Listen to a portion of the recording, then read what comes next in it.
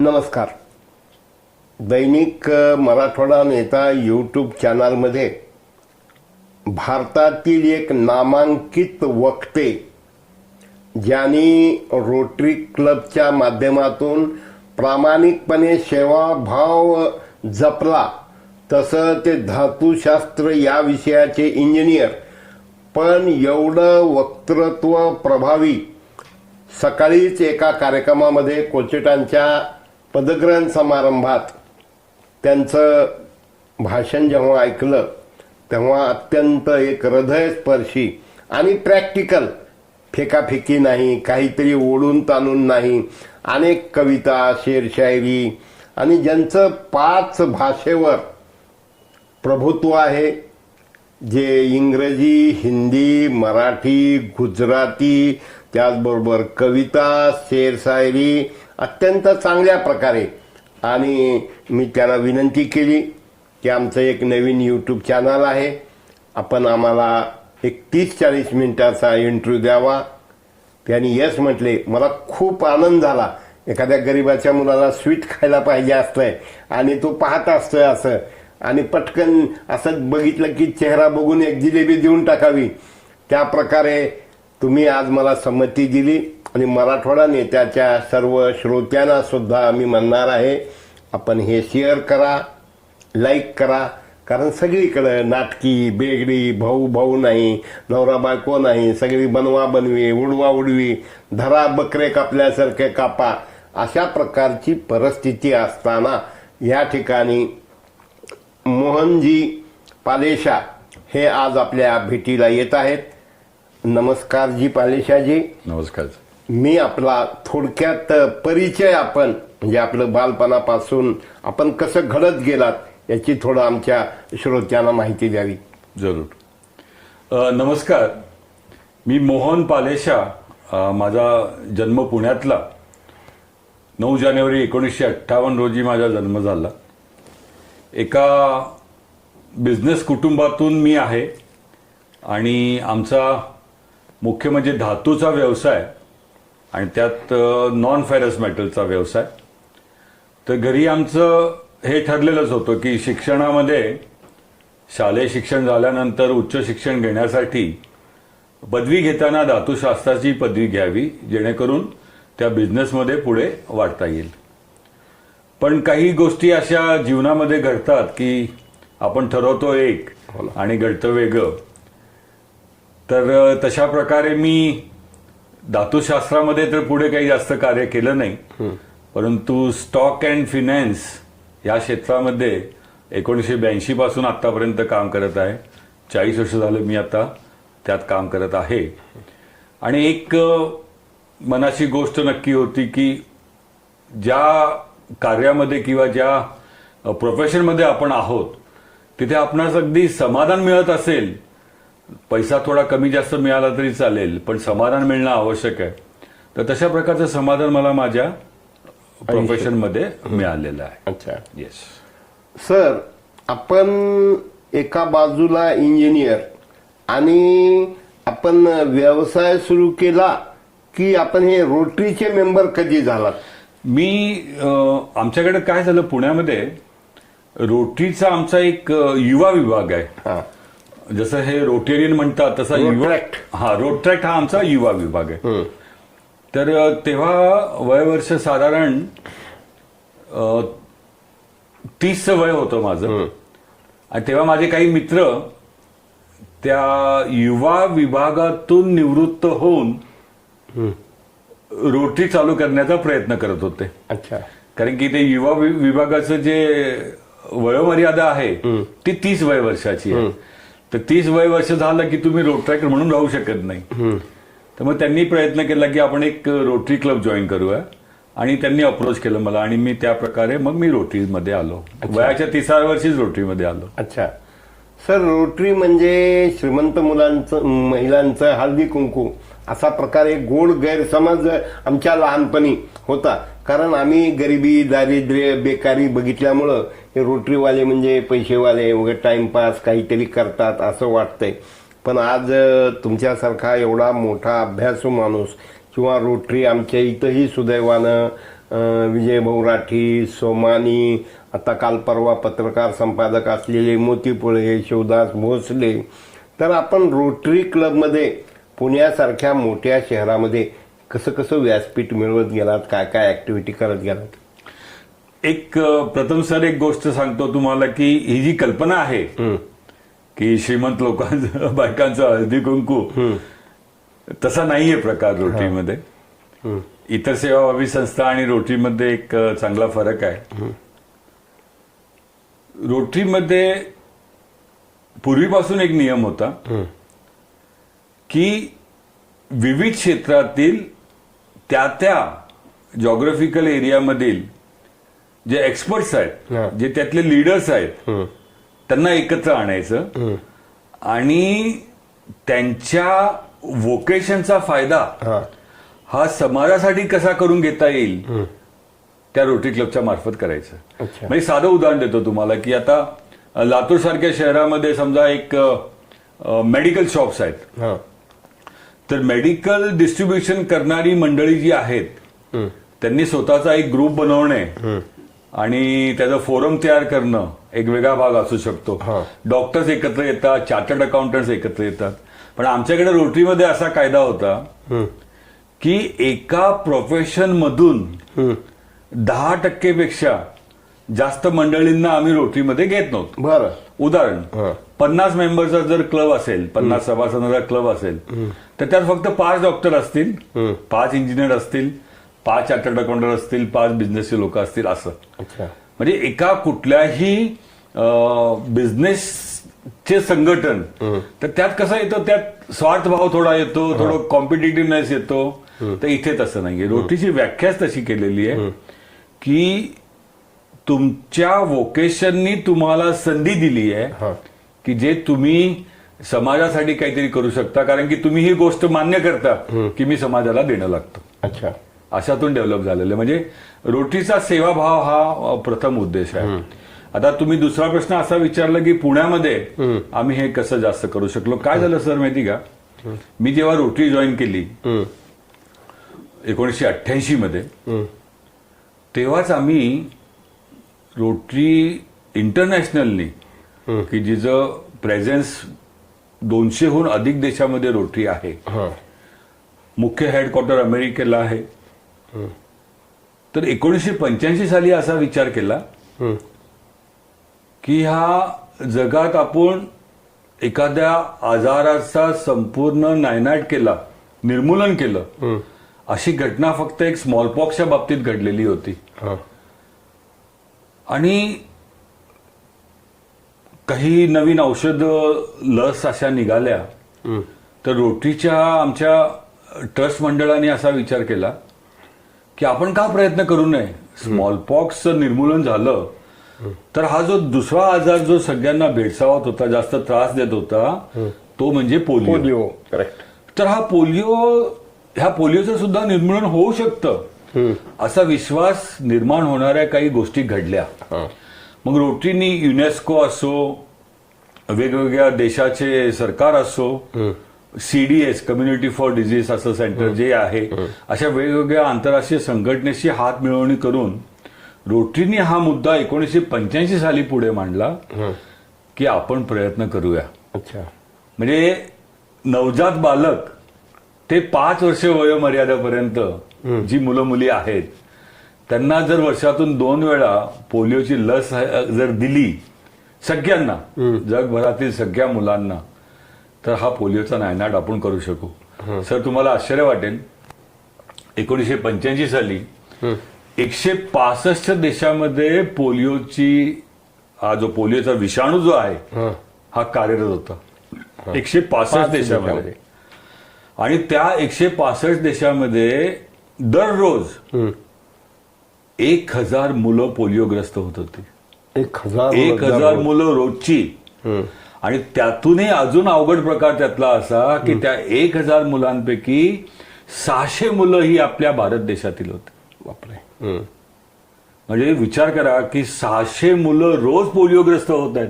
अहो मला असं आठवतंय 1990-92 ची गोष्ट आहे की ही जी पोलिओग्रस्त झालेली मुलं आहेत त्यांच्या orthopaedic polio corrective surgery camps घ्यायचो आम्ही. हा. मोठे मोठे कॅम्प्स घ्यायचो. 100, 200, 300 मुलांचे आम्ही ऑपरेशन करायचो. अच्छा. आणि त्यांना कॅलिपर्स देऊन त्यांना पायावर उभे करण्यासाठी मदत करायचो. म्हणजे मला रोटरी केव्हा भावली जास्त, किंवा रोटरीने हा विचार मांडला की नथिंग इज इम्पॉसिबल. जीवनामध्ये सगळ्या गोष्टी आपण करू शकतो. तर चला पोलिओचा नायनाट करायचा प्रयत्न करू. तो 1985 पासून सुरू झालेली ती चळवळ जी आहे आजपर्यंत आता आहे. आता 1 किंवा 2 देशामध्ये काही किरकोळ नंबरमध्ये पोलिओचे केसेस काहीतरी आढळले आहेत. अच्छा. बाकी जगभरातून पोलिओचा नायनाट करण्याचं श्रेय जे आहे ते रोटरीला मिळालेलं आहे. आणि त्यामध्ये रोटरीची ही भावना दिसून येते की चॅलेंजेस एक्सेप्ट करायचे for the betterment of the society. आणि त्यात गेट्स, मेलिंडा अँड गेट्स जे बिल गेट्सचं फाउंडेशन आहे. बिल गेट्स हा जो सर्वात मोठा उद्योगपती जो आहे त्याच्या फाउंडेशननी आम्हाला हजारो कोट्यावधी रुपयाची मदत केली ती लस मिळवण्यासाठी. अच्छा. म्हणजे ही सगळ्यात मोठी उपलब्धी आमच्या रोटरीची आहे मागील या 30-40 वर्षातली. अच्छा. सर, आपण गव्हर्नर किती इसवी सनमध्ये झालात? मी गव्हर्नर झालो आमचा जो जिल्हा आहे पुणे आणि रायगड हे 2 रेव्हेन्यू डिस्ट्रिक्ट आमच्या रोटरीचे आमचे जिल्हे सांगतो आम्ही. तर आमचे जिल्हे जे आहेत आता भारतभरामध्ये 40 जिल्हे असतील समजा, तसा पुण्यातला आमचा एक जिल्हा. या जिल्ह्याचा नंबर आहे आमचा 3131. म्हणजे पुण्याचा पुणे आणि रायगड एकत्र 3131 हा नंबर आहे या जिल्ह्याचा. आणि मी 2011-12 आमचं जे रोटरीचं वर्ष आहे ते 1 जुलैला सुरू होऊन 30 जूनला संपतं. तर 2011-12 ह्या साली मी रोटरीचा आमच्या जिल्ह्याचा गव्हर्नर झालो मी. हो. अच्छा. मग गव्हर्नर झाला त्यावेळेस तुमचं घोषवाक्य, स्लोगन काय होतं? माझं घोषवाक्य देण्याची काही आवश्यकता नव्हती. प्रत्येक जिल्ह्याचं घोषवाक्य द्यावं असं काही नाहीये. नाही. परंतु जे भारतभरातील रोटरीचे जगभरातील रोटरीचे जे अध्यक्ष आहेत त्यांचं घोषवाक्य असतं. अच्छा. आणि योगायोग इतका चांगला त्यावेळेस की आजपर्यंत ह्या 117 वर्षांमध्ये भारतातील फक्त 4 रोटेरियन्स हे आंतरराष्ट्रीय अध्यक्ष झालेले आहेत. अच्छा. हा. सगळ्यात प्रथम झाले 1962 मध्ये कलकत्त्याचे नितीश लहरी. त्यानंतर 1991-92 मध्ये झाले चंदीगडचे राजेंद्र साबू. अच्छा. त्यानंतर 2011-12 मध्ये वापीचे कल्याण बॅनर्जी झाले. आणि आता परवा 2021-22 मध्ये पुनश्च कलकत्त्याचे शेखर मेहता झाले. अच्छा. तर हे 2011-12 मध्ये जे कल्याण बॅनर्जी झाले भारतातले 3रे आंतरराष्ट्रीय अध्यक्ष रोटरीचे, तर ते आमचे लीडर होते तेव्हा. आणि नेमका तेव्हा मी 2011-12चा गव्हर्नर होतो. आणि तेव्हा त्यांनी जे घोषवाक्य दिलं होतं ते इतकं सुंदर होतं की अंतर्मनाला साथ घालून माणुसकीला कवेत घ्या. हे मी मराठीमध्ये भाषांतर केलं. आणि इंग्रजीमध्ये त्यांनी असं सांगितलं होतं की reach within two embrace humanity. आणि हे घोषवाक्य जगभरासाठी होतं, फक्त आमच्यासाठी नाही. अच्छा. तर सर, त्या काळात आज एक गव्हर्नर म्हणून आपण प्रामुख्यानं 2 जिल्ह्यामध्ये पुणे आणि रायगड कोणकोणत्या ऍक्टिव्हिटी घेतल्या सर? आम्ही भरपूर चांगल्या ऍक्टिव्हिटी घेतल्या. तुम्हाला सांगतो आता जशा काश्मीरच्या पंडित लोकांचा जो प्रश्न आहे किंवा काश्मीरमध्ये मुलांच्या शिक्षणाचा प्रश्न आहे, तर आमचाच एक रोड ट्रॅक्टर त्याचं नाव अधिक कदम म्हणून तो काश्मीरमध्ये काम करतो. अच्छा. भरपूर काम करतो ह्या मुलांसाठी, त्यांच्या शिक्षणासाठी, त्यांना पुढच्या शिक्षणासाठी शहरात सुद्धा आणतो. तर त्या अधिक कदमला ती मुलं जी आहेत सांभाळण्यासाठी, त्यांची घरं सांभाळण्यासाठी वगैरे खर्चासाठी आम्ही पैसे उभे केले आमच्या रोटरीच्या कॉन्फरन्समध्ये. तेव्हा एक मोठी मदत आम्ही त्याला केली.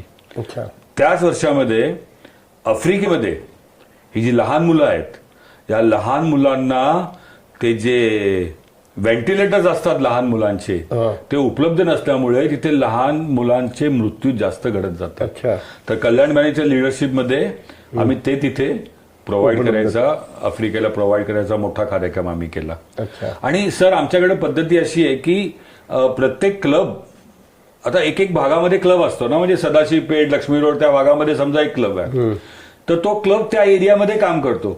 म्हणजे तिथल्या ज्या लोकल फेल्ड कम्युनिटी नीड आहे, तिथल्या ज्या गरजा आहेत, म्हणजे पब्लिक टॉयलेटची आवश्यकता असेल, पाण्याची हे असेल वगैरे, अशा सगळ्या गोष्टी ऍड्रेस करतात. म्हणजे कॉर्पोरेशनच्या जी कामं आहेत त्या कामामध्ये सहकार्य सुद्धा रोटरी क्लब तिथला करतो.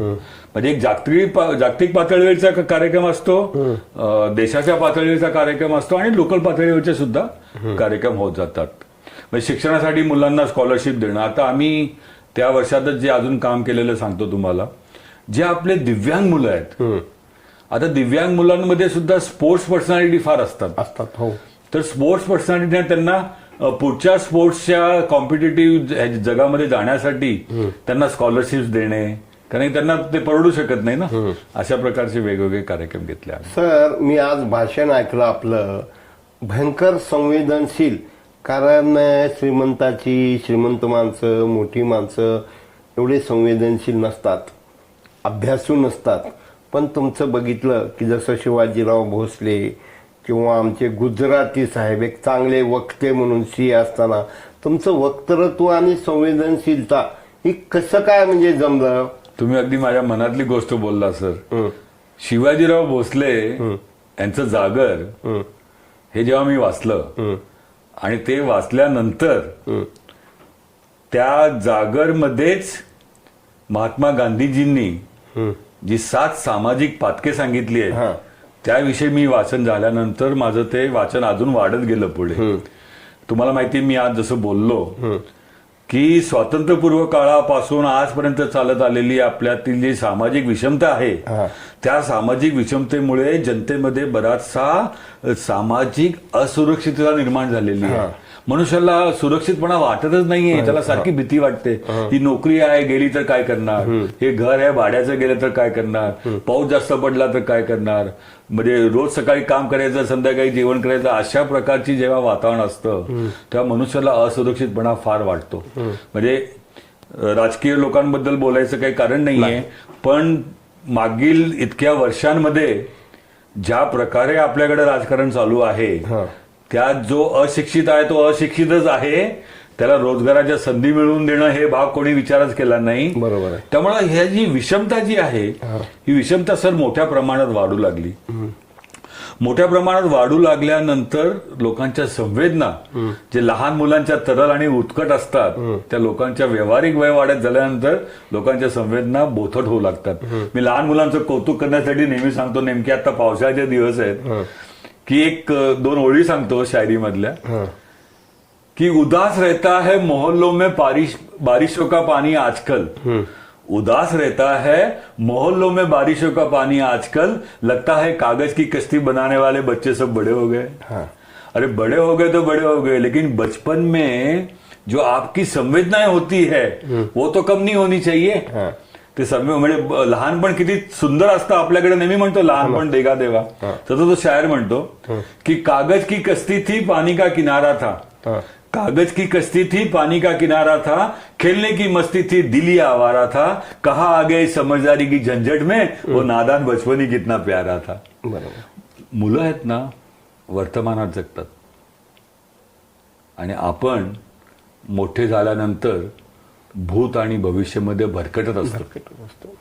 भूतकाळात घडलेल्या गोष्टीचा बोज वारा घेतो डोक्यावर, टेन्शन मध्ये राहतो विनाकारण, आणि भविष्यामध्ये काय घडणार आहे त्याची व्यर्थ चिंता करत बसतो. त्याचं प्लॅनिंग करत नाही, चिंता करतो. आणि दुसरी गोष्ट महत्वाची की मला माझ्या जीवनासाठी, माझ्या कुटुंबियांच्या जीवनासाठी मला आवश्यकता किती आहे आणि मी किती गोष्टींची इच्छा ठेवतो, हा मोठा फरक झालेला आहे. तर महात्मा गांधीजींनी हा तेव्हा विचार, म्हणजे त्यांनी सामाजिक रचनेचा पूर्ण अभ्यास केला आणि त्यांनी सांगितलं मुळात की मनुष्य हा निसर्गप्रेमी आहे, देवामध्ये पूर्ण श्रद्धा ठेवणारा आहे, संवेदनशील आहे, परंतु इतकं असून सुद्धा निसर्गाच्या नियमाच्या विरोधात मनुष्य वागतो. ह्याचं कारण त्याची मनातली असुरक्षितता. अच्छा. आणि त्याला कारण दिलं त्यांनी. ते म्हणाले की हे 7 सामाजिक पातके आहेत. मी पटकन ती सांगतो तुम्हाला. पहिलं कारण त्यांनी सांगितलं तत्वहीन राजकारण. किंवा राजकीय व्यक्तींनी जर जे तिथे पॉवरमध्ये आहेत त्यांनी त्यांचं काम प्रिन्सिपल्स प्रमाणे केलं असतं तर देशापुढील आजच्या मोठ्या समस्या दिसल्याच नसत्या. अच्छा. दुसरं कारण त्यांनी सांगितलं की विज्ञानाची मानव निरपेक्षता इतकी प्रगती केली, इन्फॉर्मेशन एक्सप्लोजन झालं, नवीन नवीन शोध रोज घेत चाललोय आपण, पण ह्या सगळ्या इन्व्हेन्शनचा, सायन्सच्या प्रोग्रेसचा जो फायदा व्हायला पाहिजे तो फायदा झाला नाही. हे कशावरून कळतंय की श्रीमंत श्रीमंतच झाले, गरीब गरीबच झाले. ही श्रीमंत आणि गरिबामधली दरी जी आहे ही विज्ञानामुळे कमी व्हायला पाहिजे होती, तशी झाली नाही. म्हणून ते म्हणाले की विज्ञानाची मानव निरपेक्षता. अच्छा. तिसरं कारण सांगितलं त्यांनी की शिक्षण क्षेत्रात आढळणारा चारित्र्याचा अभाव. सर, आम्ही जेव्हा लहानपणी शिक्षण घेत होतो तेव्हा आमच्या शाळेमध्ये अर्धा पाऊण तास सुरुवातीला प्रार्थना असायची. मग संत मीराबाईचं भजन गायचो आम्ही. काय तुम्ही म्हणाल ते हिंदीमध्ये, इंग्लिशमध्ये, मराठीमध्ये सगळ्या गोष्टी आम्ही करायचो. अर्धा पाऊण तास प्रार्थना झाल्यानंतर मग आमचं शिक्षण सुरू व्हायचं. तसं कल्चर राहिलंय कुठे आता? आता कोणी मोठी मोठी माणसं येतात, मोठी मोठी कॉलेजेस उभी करतात, सगळं म्हणजे पैसा कमवण्याचं सगळं शिक्षण झालेलं आहे, प्रोफेशन झालेलं आहे. त्यामुळे सांगितलं त्याने की शिक्षण क्षेत्रात आढळणारा चारित्र्याचा अभाव. चौथी गोष्ट सांगितली, चौथं कारण सांगितलं की आनंद संपादनात आढळणारा विवेकाचा अभाव. सर, भ्रम आहे लोकांचा की भौतिक सुखवस्तू गोळा केल्या की आनंद मिळतो. हा मोठा भ्रम आहे. 2 ओळी सांगतो ज्येष्ठ कवींच्या की एवढ्या छोट्या आयुष्यात खूप काही हवं असतं, एवढ्या छोट्या आयुष्यात खूप काही हवं असतं, पण हवं तेच मिळत नसतं. आणि हवं तेच मिळालं तरी खूप काही कमी असतं. चांदण्याने भरलेल्या आकाशात आपला आभाळ नेहमीच रिकामा असतं. दुसऱ्याकडेच बघतो आपण नेहमी. त्याकडे मोठी गाडी, त्याकडे मोठा बंगला, त्याला 4 बेडरूमचा फ्लॅट. अरे पण तू जसा तुझ्या घरी आहे तू आनंदी आहेस ना. आनंद कशात मानायचा? मुलाबाळांचं प्रेम मिळालं पाहिजे, आई वडिलांचं आपण सगळं कार्य आपण केलं पाहिजे, ते सगळं करत आलो आपण तर मनस्वी आनंद मिळतो ना. तो आनंद घेण्याच्या कोणी मनस्थितीत नाहीये लोक. बरोबर. लोकांना वाटतं मोठ्या गाड्या आणि मोठं हे केलं, मोठा पैसा कमवला म्हणजे आनंदी होणार. ही आनंद संपादनात आढळणारा विवेकाचा अभाव. अच्छा. 5वं कारण त्यांनी सांगितलं की परिश्रमाशिवाय प्राप्त सदनता. हे जे सगळे इझी मनी हे बघा ना, मागील 20-30 वर्षामध्ये जे गुंठेवारीमध्ये जे पैसा झाला आहे आणि जो अमाप पैसा जो आला आहे अचानकच आलाय ना. हे 100 वर्षामध्ये कधीतरीच घडतं, रोज घडत नाही घडत. आणि तो पैसा आला की डोक्यात ताप शिरल्यासारखं झालंय. ते त्या पैशाचा विनियोग कसा करायचा हे कोण शिकवणार? 6वं कारण सांगितलं त्यांनी की व्यापार उद्योगामध्ये सचोटीचा अभाव.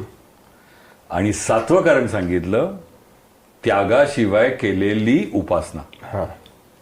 आता आपण प्रत्येक देवाची उपासना करतो, सगळं करतो, जिथे जातो तिथे मागतोच हो आपण. आपला त्याग कुठे नाही? ह्या उपासनेमध्ये त्याग कुठे आपला? बरोबर.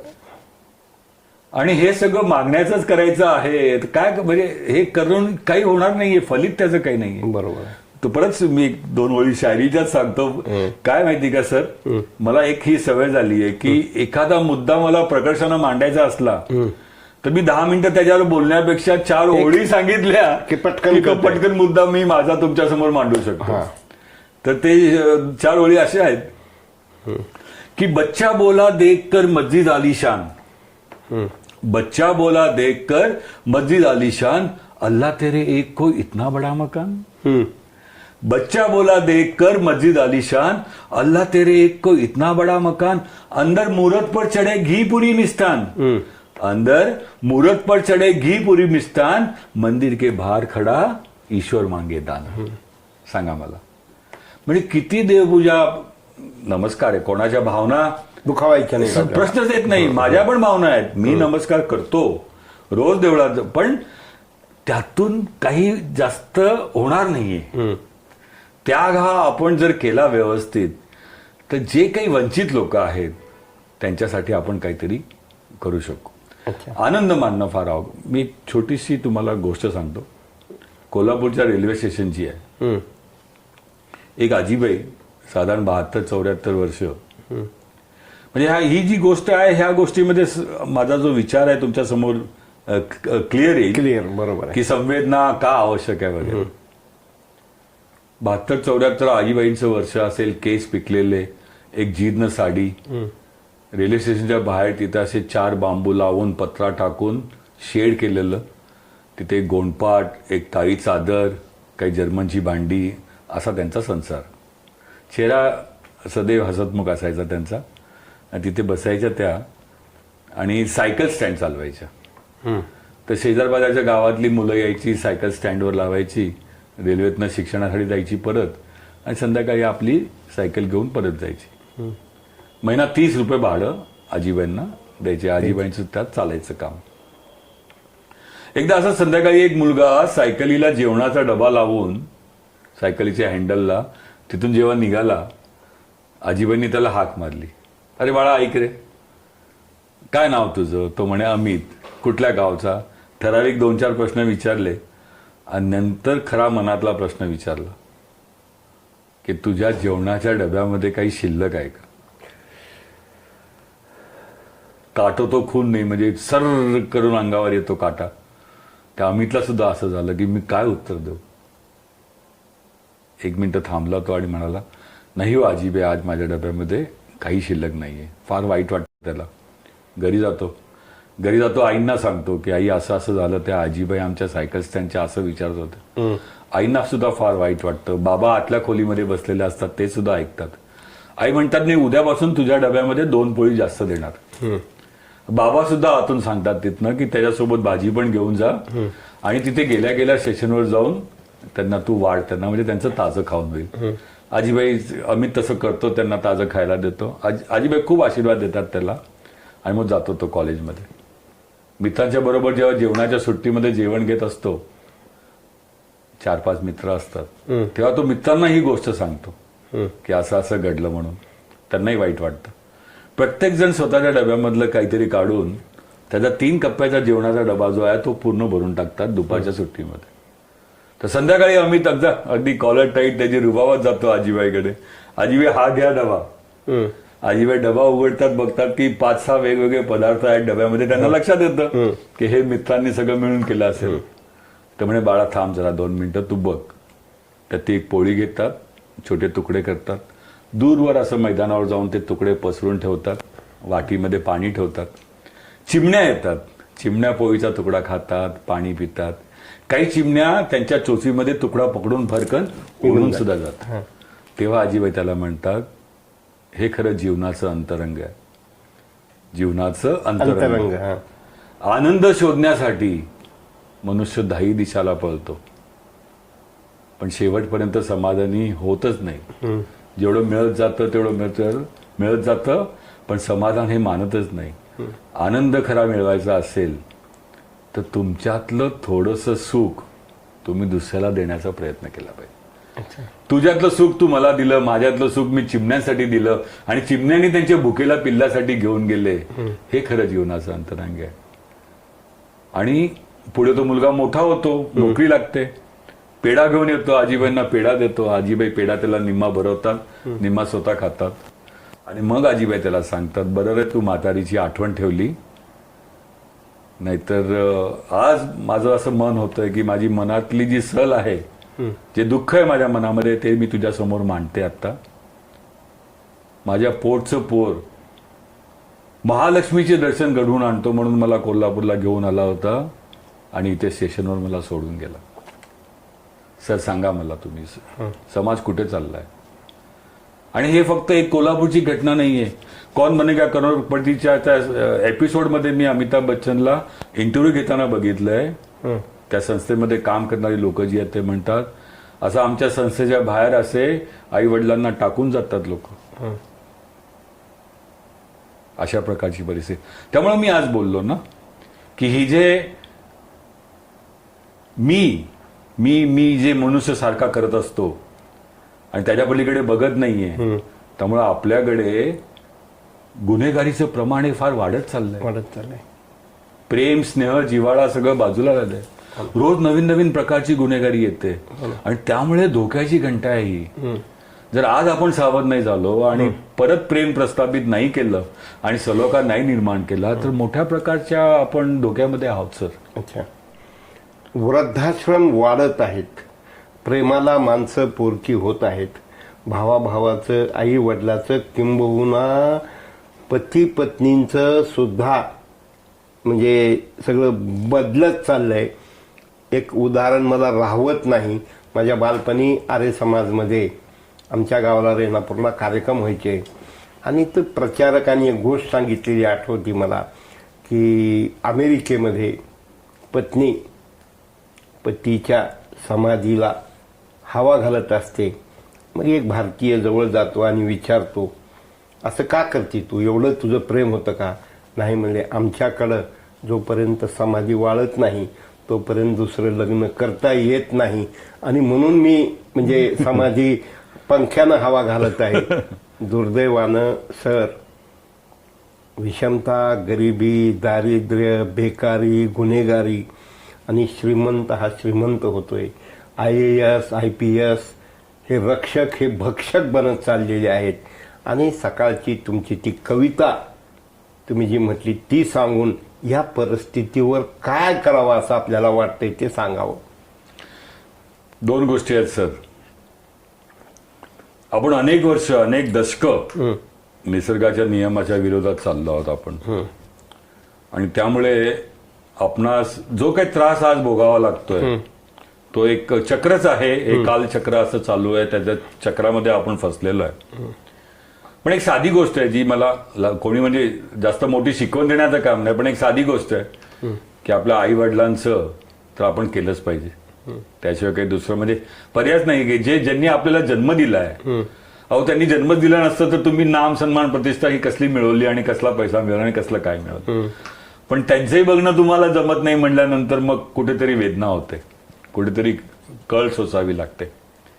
म्हणजे जेव्हा मोठ्या मोठ्या शहरामध्ये पहिल्यांदाच जेव्हा वृद्धाश्रम जेव्हा आले तेव्हा ज्येष्ठ विचारवंतांचं बरीच चर्चा झाली की आपल्या ह्या सामाजिक चौकटीमध्ये वृद्धाश्रमाची काय आवश्यकता आहे. चर्चा झाली, चर्चा थांबली, मग वृद्धाश्रम आले. नुसते वृद्धाश्रम आले नाही तर वृद्धाश्रम स्थिरावले आणि आता तर अशी परिस्थिती आहे की पंचतारागीत वृद्धाश्रम झालेले. म्हणजे सगळ्या फॅसिलिटी मिळतात तिथे, डॉक्टर हे ते सगळं सगळं सगळं. म्हणजे एक मुलगा एक मुलगी घरात जर असेल तर मुलगा म्हणतो मी अमेरिकेला जाणार आहे, मुलगी म्हणते मी ऑस्ट्रेलियाला जाणार आहे, तर त्या आई वडिलांचं आधीच ठरवून ठेवतात की बाबा परांजपे स्कीममध्ये फ्लॅट घेऊन ठेवू म्हणजे आई वडील तिथे राहतील. अशा प्रकारचं चालू आहे. नाईलाजानं एखाद्याला कधी राहावं लागलं तर भाग वेगळा आहे, पण आता प्लॅनिंग करून जे पाठवण्याचं चाललं जे काही चाललंय ते काही योग्य वाटत नाही. म्हणजे सर आपण कधी असा विचार करतो का आता माझ्या जर अशी पाळी आली किंवा आई बाबा जे तिथे आहेत वृद्धाश्रमामध्ये त्यांच्या भावना काय असू शकतील. एका कवीने त्या कवितेमध्ये ज्या सांगितल्या आहेत ते मी कविता परत पुन्हा एकदा बोलतो मी इथे ती की आई जी आहे तिथे वृद्धाश्रमामध्ये तिच्या भावना काय आहेत ते आपण जरा ऐका. आईची साथ नाव आहे ह्या कवितेचं. महिने मागून महिने गेले शेवटी वर्ष सरून जाते, महिने मागून महिने गेले शेवटी वर्ष सरून जाते, वृद्धाश्रमाच्या पायरीवर वाट तुझी पाहते. भिजून जातो पदर, भिजून जातो पदर आणि मन तिथे राहते, कधी कधी मात्र तुझी मनी ऑर्डर येते. पैसे नकोत यावेळी, पैसे नकोत यावेळी, तूच येऊन जा, पण बाळा मला तुझ्या घरी घेऊन जा. तुझा भाव होता तोवर काळ बरा गेला, तुझा भाव होता तोवर काळ बरा गेला, तुझी आठवण काढत उघड्या डोळ्यांनी गेला. लेख माझा मोठा साहेब ह्याचं लई कौतुक त्याला, माझ्याही हृदयात फोटो तुझा जो पाहून जा, पण बाळा मला तुझ्या घरी घेऊन जा. दुष्काळाच्या साली जन्म तुझा झाला, तुझ्या दुधासाठी आम्ही चहा सोडून दिला.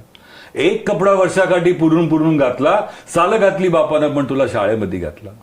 हवं तर तू हे सगळं विसरून जा, हवं तर तू हे सगळं विसरून जा, पण बाळा मला तुझ्या घरी घेऊन जा. धुणं भांडी करीन मी, केर कसा काढीन मी, आळूवळ्या पुरणपोळ्या तुझ्यासाठी रांधीन मी.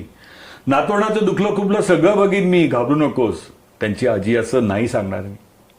घरातली कामवाली म्हणून घेऊन जा, पण बाळा मला तुझ्या घरी घेऊन जा. थकलेले डोळे बाळा, थकले डोळे बाळा प्राणकंठी आले, तुझ्या विना जगणे मुश्किल झाले. विसरू कशी तुला मी, तुझ्यामुळं आई झाले. पोर माझं कुलभूषण, पोरकी मी का झाले. आता माझ्या थडग्यावर येऊन जा आणि जमलंच तर हा वृद्धाश्रम पाडून जा, पण बाळा मला तुझ्या घरी घेऊन जा, बाळा मला तुझ्या घरी घेऊन जा. अहो सर, आम्ही तिथे मातोश्री वृद्धाश्रम म्हणून आहे आमच्या तिथे पुण्यामध्ये. आम्ही जेव्हा तिथे जातो ना, तेव्हा तिथे जे ज्येष्ठ नागरिक आहेत ना, त्यांची फक्त एकच अपेक्षा आहे की त्यांच्याबरोबर तुम्ही थोडा वेळ घालवावा, एक अर्धा एक तास गप्पा मारावा त्यांच्याशी. इतकी साधी इच्छा असते, त्यांची अपेक्षा असते.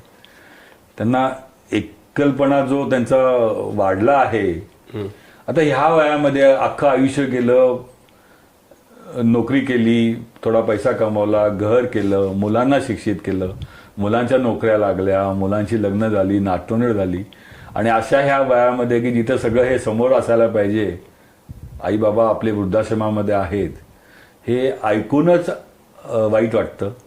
आणि पण ज्यांच्यावर जे ते ज्यांच्याबद्दल हे जे सगळं घडतं आहे, त्यांना तिथे कसं वाटत असेल, हा प्रश्न फक्त एक मनात आला तर आपली झोप उडू शकते. असं आहे सर. या परिस्थितीवर तुम्ही श्रीमंती पाहिली, गरिबी पाहिली, बालपणी वडील गेले, समाजातल्या संवेदना तुमच्या जागृत आहेत. सर, संवेदन शून्य समाज होत चाललाय. खरी गोष्ट आहे. मुलगा वडिलाकडं पर्टिक्युलर एज नंतर बघायला तयार नाही, वडिलांच्या आईच्या भावना समजून घ्यायला तयार नाही, घरात घरपण राहिलं नाही. समाज एक कसा राहील, देश एक कसा राहील, आणि ही दरी कशी दूर होईल, आणि यावर आपण काय सांगू इच्छिता? माझं एकच मत आहे, यातलं प्रामाणिक मत आहे की आपली जी शिक्षण प्रणाली जी आहे, यात मोठा बदल घडणं आवश्यक आहे. अच्छा. ब्रिटिश लोक होते आपल्याकडं, तेव्हापासून जी आपली शिक्षण प्रणाली आहे, त्या शिक्षण प्रणालीमध्ये मोठा बदल पाहिजे आपल्याकडं. म्हणजे गुरुकुल सारख्या पद्धती आपल्याकडं असायला पाहिजेत. आणि एक चारित्र्य निर्माण करणं. तुम्हाला माहिती आहे सर, आज अमेरिकेमध्ये आणि युरोपियन देशामध्ये सुद्धा चारित्र्य निर्माण करण्याचा विषय आहे. म्हणजे कॅरेक्टर बिल्डिंग हा सब्जेक्ट आहे. अभ्यासक्रमामध्ये कॅरेक्टर बिल्डिंग टाकलेलं आहे. आणि आपल्याकडे जे पूर्वी होतं कॅरेक्टर बिल्डिंग, ते सुद्धा आता काढून टाकलेलं आहे. म्हणजे हे सगळ्या गोष्टी, मी तर ह्या गोष्टींमध्ये माझा पूर्ण विश्वास आहे की लहानपणी जे काही तुम्ही त्यांच्या मनावर बिंबवण्याचा प्रयत्न करता, ते कायम राहतं, कायम राहतं. तर ह्या सगळ्या संस्काराच्या गोष्टी, या सगळ्या संवेदनाच्या गोष्टी, या सगळ्या गोष्टी लहानपणापासून मुलांना त्यांचे धडे शिकवायला पाहिजेत. एक हा भाग झाला. म्हणजे ह्याचं उत्तर काय, म्हणजे सोल्युशन काय. दुसरं, आजच्या अवस्थेमध्ये आज जी परिस्थिती आहे, आज बऱ्यापैकी मोठ्या प्रमाणावर आता शिक्षित होऊ लागली आहेत मुलं. बघा, सरकारने प्रयत्न केलेत. मोठे मोठे कॉर्पोरेट जे आहेत, आता विप्रोचे अझीम प्रेम जी आहेत, किंवा नारायण मूर्ती आहेत इन्फोसिसचे, विप्रोच्या अझीम प्रेमजींनी इतकी मोठी देणगी दिली आहे या मुलांच्या शिक्षणासाठी की सगळ्यात मोठी कॉर्पोरेट देणगी त्यांनी दिलेली आहे मुलांच्या, लहान मुलांच्या शिक्षणासाठी. तर अशा प्रकारच्या मोठ्या मंडळींनी पुढे यायला पाहिजे. बिल गेट्स सारखा मनुष्य की त्याची धनसंपत्ती, त्यातले अमुक टक्के देणगीच द्यायची आहे, वॉरन बफे. तर अशा प्रकारची मंडळी आपल्याकडे सुद्धा आहेत ना. टाटा आहेत आपल्याकडे, बिर्ला आहेत. तर त्यांनी सगळ्यांनी, ह्या सगळ्या लोकांनी मनावर घेतलं एकदा, तर भारत देशामध्ये या सगळ्या प्रणाली सुरू करू शकतात. बेस आपल्याला तात्पुरता इलाज नाही करायचा आहे. जिथून सुरू होतं ना, तिथेच इलाज करायला सुरुवात केली आणि असुरक्षितता कमी केली लोकांच्या मनातली, तर हे सोल्युशन आहे या प्रॉब्लेमला. पटतंय सर तुम्हाला मत? एकदम बरोबर आहे. संवेदनशीलता, असुरक्षितता आणि विषमता, आणि हे देशाच्या एकात्मतेपुढचं फार मोठं चॅलेंज आहे असं मला वाटतं सर. हो सर, तुम्ही देशाचं म्हणताय. आज अशा लेवलला आपण आलेलो आहे का आपण शेजारी बाजाराचं बघत नाही, समाजाचं बघत नाही, त्या शहराचं बघत नाही, राज्याचं बघत नाही, भारताचं बघत नाही. भारताच्या मला माझ्या देशाचा अभिमान आहे असं आपण लहानपणी म्हणणारे, आता काय कुठे काय अभिमान आणि कुठे काय, सगळं स्वतः भोवतीच केंद्रित झालंय ना. प्रत्येक मनुष्य स्वतःचाच विचार करतोय, बाकी काहीच विचार करत नाहीये. सर तुम्हाला सांगतो, आज माझं वय आता झालंय 64-65, पण आजही जेव्हा कचरा एका ठिकाणी साठलेला आहे आणि त्या कचऱ्यामध्ये जेव्हा 4 मुलं आणि 4 त्यांच्या माया तिथनं काहीतरी खायचं शोधतात तेव्हा अजूनही अंगावर काटा येतो आणि डोळ्यात पाणी येतं. खरं वाईट वाटतं. ह्याला काहीतरी सोल्युशन पाहिजे. मी काही एवढा तज्ज्ञ नाहीये की ह्याला सोल्युशन मी देऊ शकेन, पण हे बघून डोळे पाणवतात आजही. आपण सांगितल्यासारखं की डोळ्यातलं पाणी संपत चाललंय.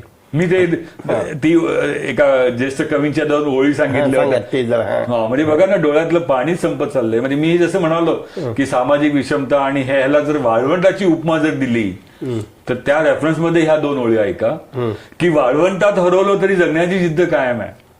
वाळवंटात हरवलं तरी जगण्याची जिद्द कायम आहे. कुठेच नसले म्हणून काय झाले, माझ्या डोळ्यात तरी पाणी आहे. हे डोळ्यात पाणी सर आवश्यक आहे. आणि हे डोळ्यात पाणी असेल तर सगळ्या गोष्टी व्यवस्थित होतील.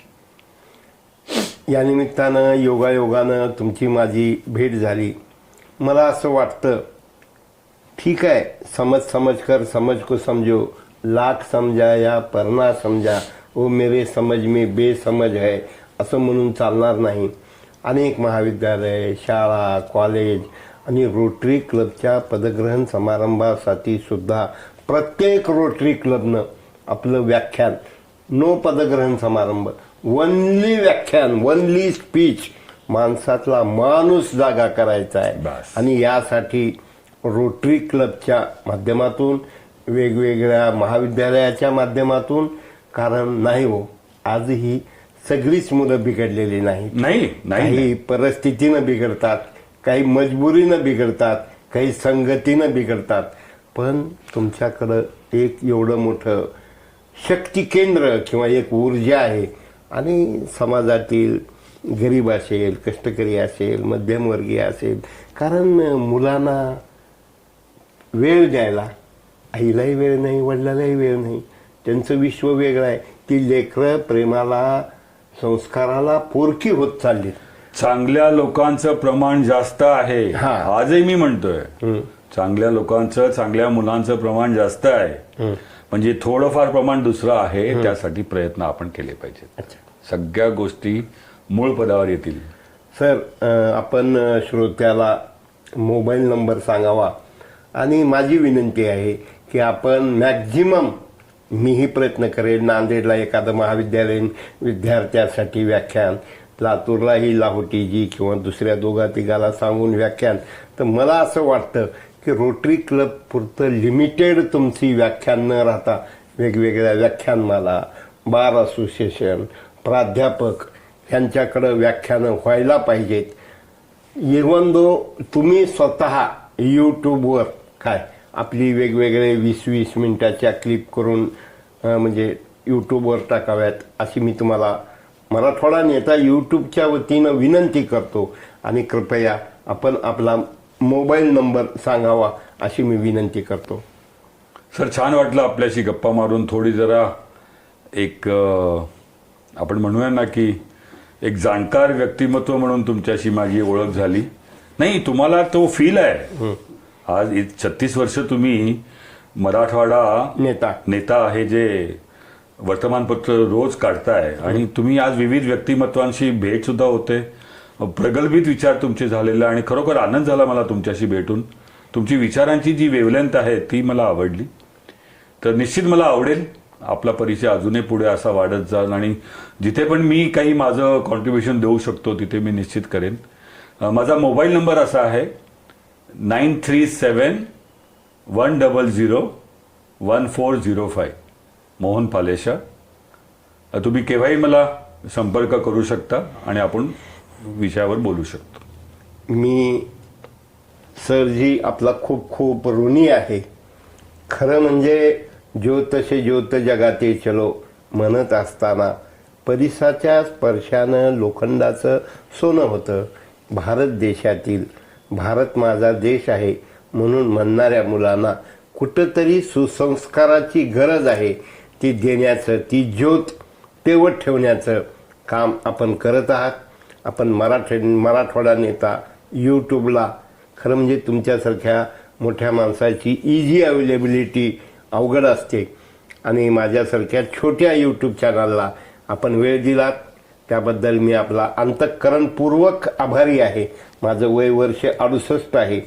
तुम्ही सकाळी म्हटलात कधी जाणार आहे, सकाळी उठलेला उद्या उठणारच आहे का काय, असं सगळं अस्थिर असताना मला राहून राहून राहून राहून तगमग होतंय, चीड येते, राग येते. पण माझी लिमिटेड सोर्सेस असल्यामुळं स्ट्राईक फॉर एक्झिस्टन्स हाही करावा लागतो. कधी कधी नाटकी बेगडीही वागावं लागतं, अनेक तडजोडी कराव्या लागतात, जोडाजोडी टाळावी लागते. पण सर, तुमच्या भेटण्यातनं एक ऊर्जा मिळाली, सकारात्मक विचार मिळाले आणि यूट्यूब मराठवाडा नेत्याच्या सबस्क्रायबरना मी विनंती करतो, जगातल्या लोकांना विनंती करतो, मॅक्झिमम शेअर करा, फॉरवर्ड करा, लाईक करा आणि सरांचं हे नंबर बघून तुम्ही तुमच्या शाळेमध्ये, गावामध्ये, कॉलेजमध्ये जसं सिंधुताई सपकाळ, नरहर कुरुंदकर, दमा बिराजदार, खरं म्हणजे एक इंजिनियर असलेलं व्यक्तिमत्व, न थकता न थांबता सुद्धा जे समाजाशी कमिटमेंट, आणि त्यांच्यातनं मला ते एक वाक्य आठवतंय, जब मैं एक बार कमिटमेंट करता हूँ तो अपने आप के भी नहीं सुनता. त्या प्रकारचे एक व्यक्तिमत्व. मी आपला खूप खूप ऋणी आहे. धन्यवाद सर. धन्यवाद. नमस्कार. थँक्यू.